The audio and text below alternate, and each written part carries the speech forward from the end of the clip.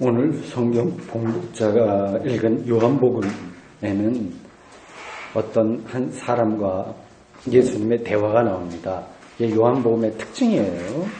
요한복음에는 어떤 개인이 예수님과 1대1로 대화하는 장면이 여러 군데 나옵니다. 그게 공간복음서에는 없는 사람도 있어요. 대표적인 인물이 니고데모입니다. 요한복음은 이 니고데모를 3장 1절에서 이렇게 소개합니다. 바리새인 중에 니고데모라 하는 사람이 있으니 유대인의 지도자라. 유대인의 지도자라고 하는 말은 산헤드린 공회 의원이라고 하는 뜻입니다. 오늘날의 대법원 판사 혹은 헌법재판관에 해당합니다. 이 사람이 어느 날 밤에 예수님을 찾아왔다고 합니다.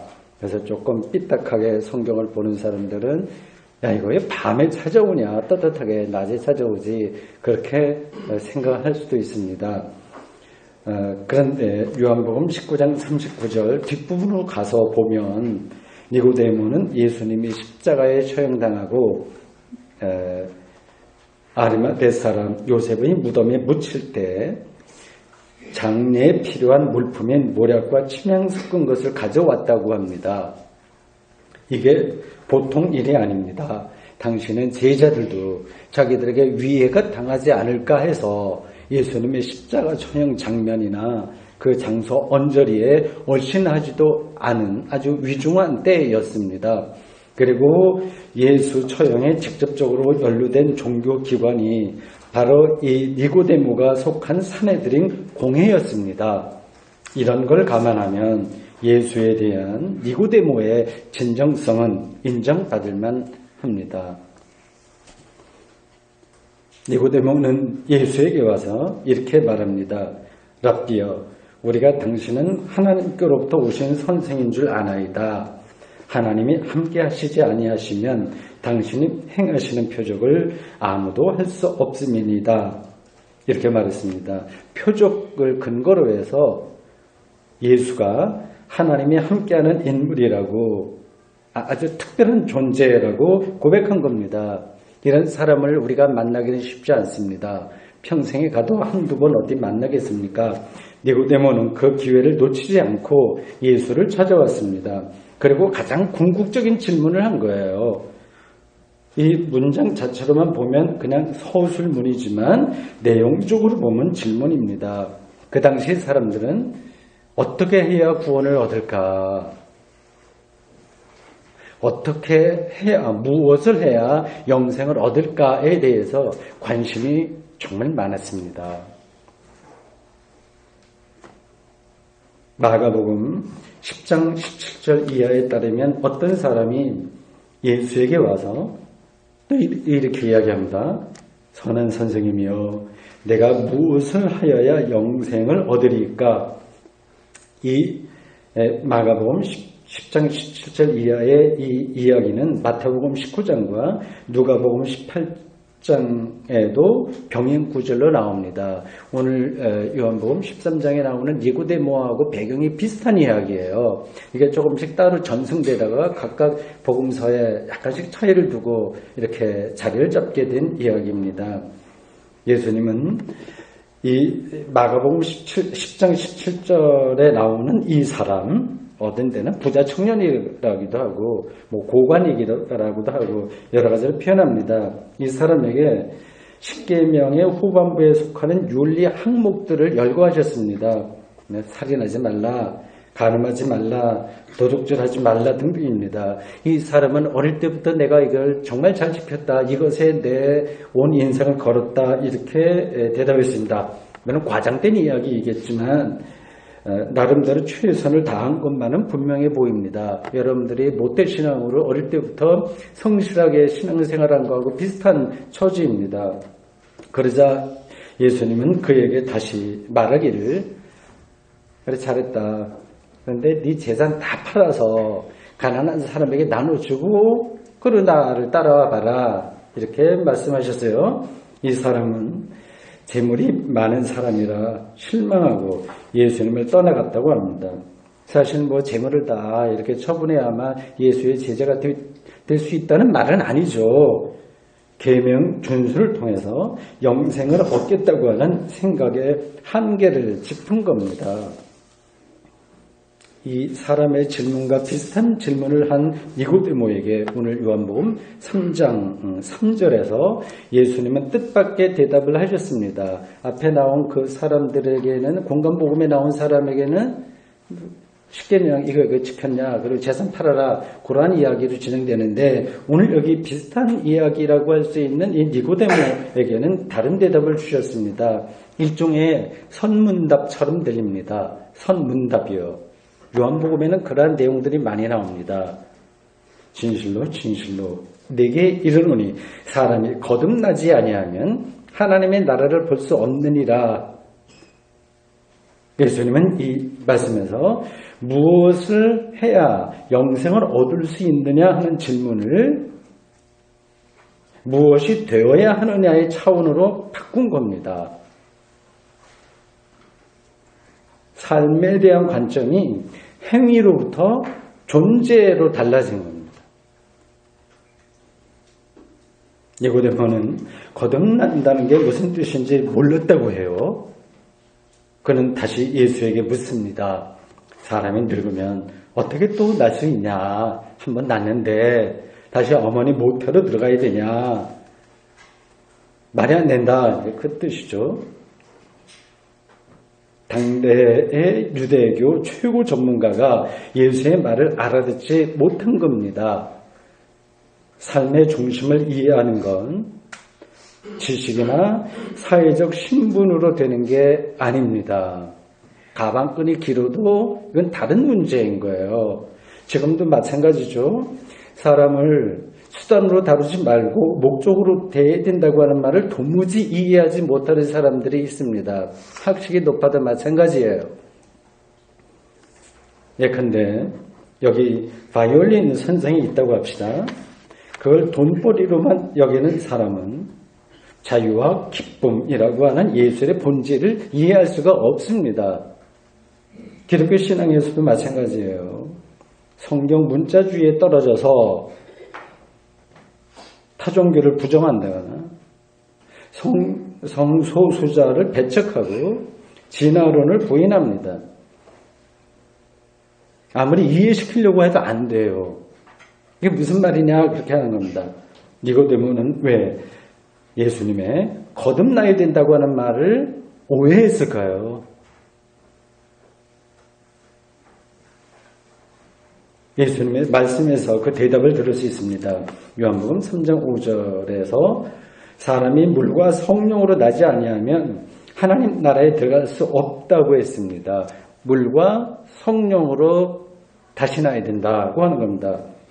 물론 이거는 초기 기독교 때 세례 받으면 그 성령이 임한다고 하는 생각이 있는 이야기예요. 그래서 성령을 통해서 거듭날 수 있다는 뜻입니다. 영적으로 새로워지는 것을 가리키게 되죠. 거듭난다고 하는 것은 영적으로 새로워지는 것을 가리킵니다. 그러니까 영적으로 새로워지지 않으면 영생과 구원을 알지도 못하고 얻지도 못한다는 뜻입니다. 영적으로 새로워진다고 하는 말을 오해하는 경우가 있습니다. 지금 여러분들 아시는지요? 그게 어떤 뜻인지요? 느낌이 오시는지요? 뭐 우리가 많이 들은 이야기예요. 오해가 두 가지 일단 있습니다. 어떤 공부라든지 이런 것도 잘못된 걸 조금씩 고쳐나가는 거잖아요. 레슨 받을 때도 그렇고 그림 그릴 때도 그렇고 그런 것처럼 기독교 신앙도 마찬가지예요. 약간씩 교정하면서 길을 찾아가는 겁니다. 두 가지입니다. 가장 큰 오해는 그러니까 영적으로 새로워진다고 하는 것을 심리적인 차원으로만 이해하는 겁니다. 심리적인 거예요. 기도를 많이 했더니 마음이 뜨거워졌다고 하는 주장입니다. 아주 흔하게 우리가 듣는 이야기들입니다. 경배와 찬양, 유해 집회에서 마음의 감동을 경험하는 것도 그런 것들입니다. 심리적으로 뜨거워지거나 감정적으로 간절해지는 것 자체를 나쁘다고 할 수는 없습니다. 기독교 신앙이 그런 현상으로 나타날 수는 있지만 사실 그런 것들은 다른 데서도 다 나타나는 것입니다. 사이비 이단들에게도 나타나는 거예요. 사이비 이단들의 집회에서는 그런 것들이 더 강하게 나타납니다. 또 다른 오해는 어떤 신비한 모양을 보거나 뭐 천사를 봤다, 소리를 들었다, 뭐 은사 중심의 그런 것들을 영적인 경험으로 생각하는 겁니다. 그런 경험들이 성경에 나오고 있긴 하지만 그런 것들은 일종의 문학적인 수사입니다. 문학적인 보통 뭐 레토릭이라고 하죠. 그런 글쓰기 방식입니다. 성경의 그런 구절들을 아주 사실, 팩트 이런 것들로 신문 뉴스처럼 생각해서 이상한 현상을 실제 눈으로 보거나 귀로 듣는 것에 마음을 둘 필요는 없습니다. 그렇다면 물과 성령으로 새롭게 된다고 하는 말은 뭘까요? 아마 답을 다 마음속으로는 하고 계실 거예요. 존재가 새로워지는 것을 가리킵니다. 그게 거듭난다고 하는 말의 뜻입니다. 존재가 새로워지는 겁니다. 바울은 이것을 고린도 후서 5장 16절과 17절에서 이렇게 표현합니다. 우리가 이제부터는 어떤 사람도 육신을 따라 알지 아니하노라. 비록 우리가 그리스도도 육신을 따라 알았으나 이제부터는 그같이 알지 아니하노라. 그런즉 누구든지 그리스도 안에 있으면 새로운 피조물이라. 새로운 피조물이라. 이전 것은 지나갔으니 보라 새 것이 되었도다. 새로운 피조물이라고 하는 바울의 표현은 거듭나야 된다고 하는 요한의 표현과 똑같은 겁니다. 여기까지는 뭐 이상한 거 없죠? 제 설명해요. 그걸 여러분들이 아시는 거죠? 그런데 어떤 분들은 나 세례를 받았는데 거듭났다고 하는 느낌이 좀 없다. 새로운 피조물이 되었다고 하는 느낌이 없다. 그렇게 걱정하시는 분들이 있을 겁니다. 니고데모도 거듭나야 된다고 하는 예수님의 말씀을 듣고 다시 모태로 들어가야 된다는 말이냐 그렇게 반문한 걸 보면 이러한 문제는 실제로 자신이 경험하기 전에는 아무리 설명을 들어도 실감할 수 없는 것일지 모르겠습니다.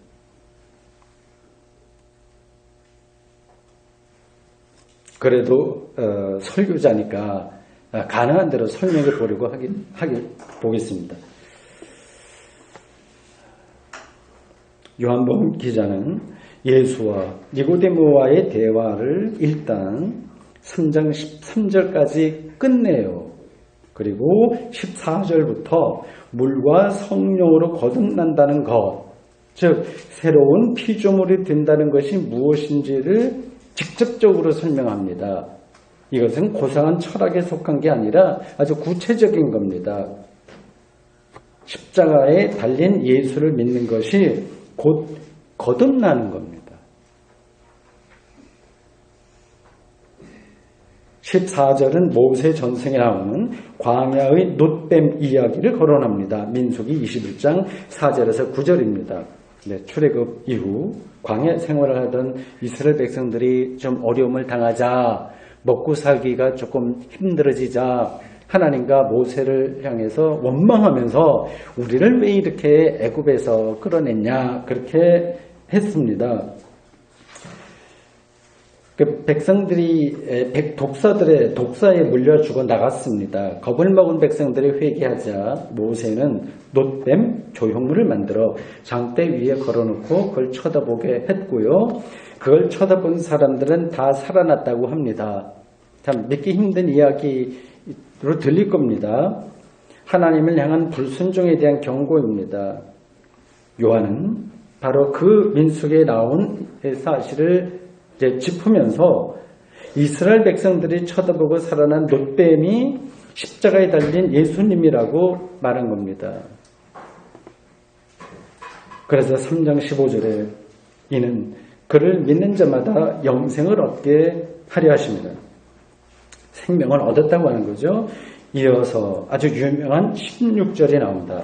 하나님이 세상을 이처럼 사랑하사 독생자를 주였으니 이는 그를 믿는 자마다 멸망하지 않고 영생을 얻게 하려 하심이라. 이 구절은 어린이 주일학교 나온 사람들은 다 외우고 있을 거예요. 지금 한번 같이 외워볼까요? 이게 구체적으로 무슨 뜻일까요? 멸망당하지 않고 영생을 얻는다는 거 아니냐? 그것 뻔한 건데 막연하게 받아들이면 안 됩니다. 신앙의 내용이 막연하면요, 아는 것 같은데 사실은 모르는 거거든요. 그렇게 되면 아무리 세월이 흘러도 신앙이 삶의 능력으로 나타나지가 않습니다. 평생 그렇게 해도요, 율법적인 신앙에 젖어버리거나 냉소주의가 되고 맙니다.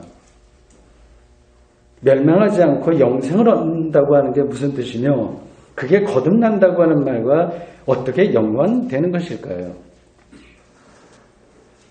그 답이 17절에 나옵니다.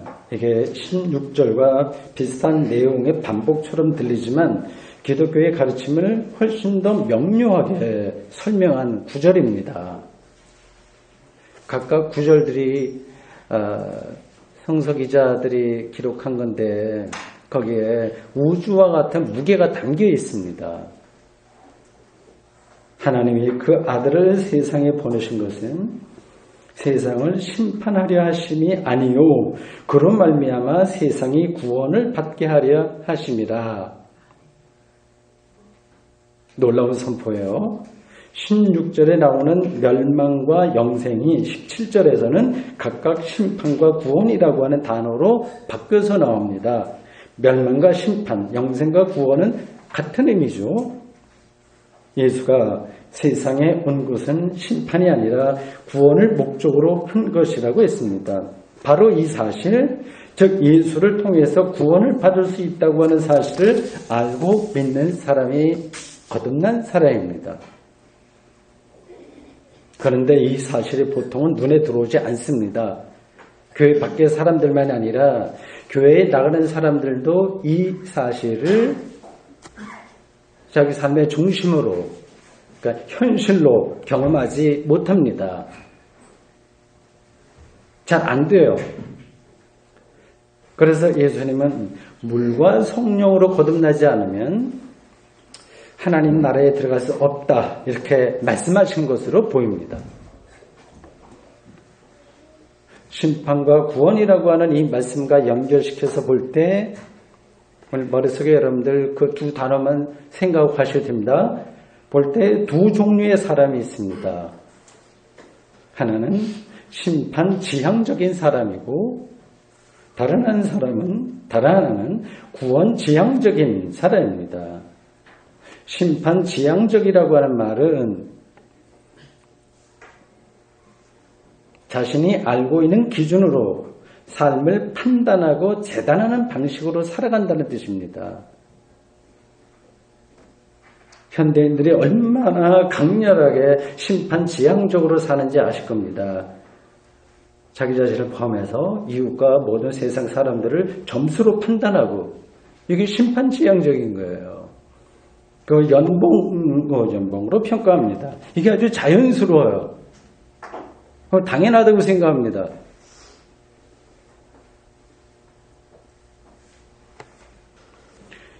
이러한 심판 지향성은 사람들을 두려움과 걱정으로 몰아갑니다. 무엇을 먹을까, 마실까, 입을까 하는 염려로 평생을 보냅니다. 그런 조건들이 어느 정도 갖추어져도 염려를 내려놓지 못합니다. 숨이 끊어지는 순간까지 온갖 것에 대한 염려로 힘들어합니다. 또는 반대로 다른 이들보다 그런 조건을 자기가 채웠으면 교만해집니다. 자기 염려나 교만 모두 어둠의 삶입니다. 삶의 어둠이에요. 그게 바로 심판 지향적인 겁니다. 기독교 신앙을 심판 지향적으로 받아들이는 사람들도 적지 않습니다. 쉽게 얘기하면 내가 헌금을 제대로 못 드렸으니까 내가 벌 받는 거 아니야? 성경을 내가 오늘 읽지 못했는데 나쁜 일이 생기지 않을까, 이렇게 불안해합니다. 어떤 설교자들은 믿음 생활 당신들 똑바로 못하면 지옥불에 떨어진다고 하는 저주도 마다하지 않습니다. 예수 사건은 심판이 아니라 구원이라고 하는 이 요한복음의 증언을 부정하는 태도죠.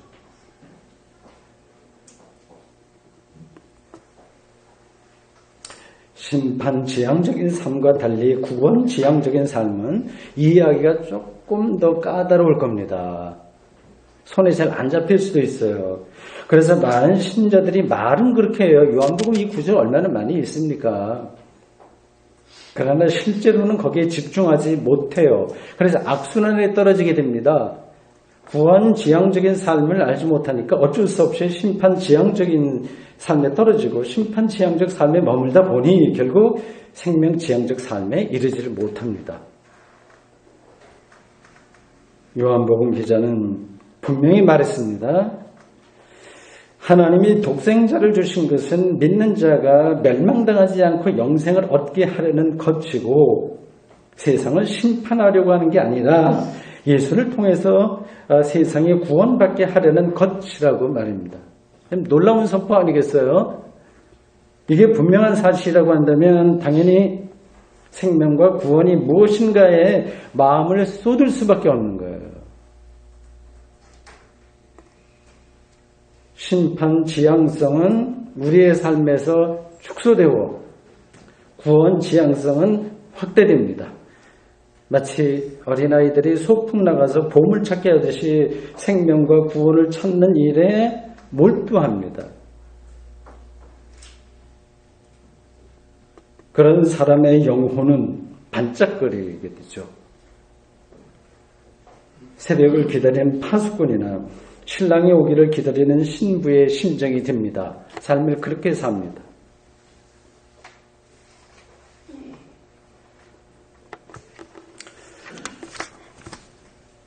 설교하는 당신은 정말 그런 심정으로 사냐? 이렇게 질문하고 싶은 분이 계신가요? 그것의 한 단면만 조금 이야기하겠습니다.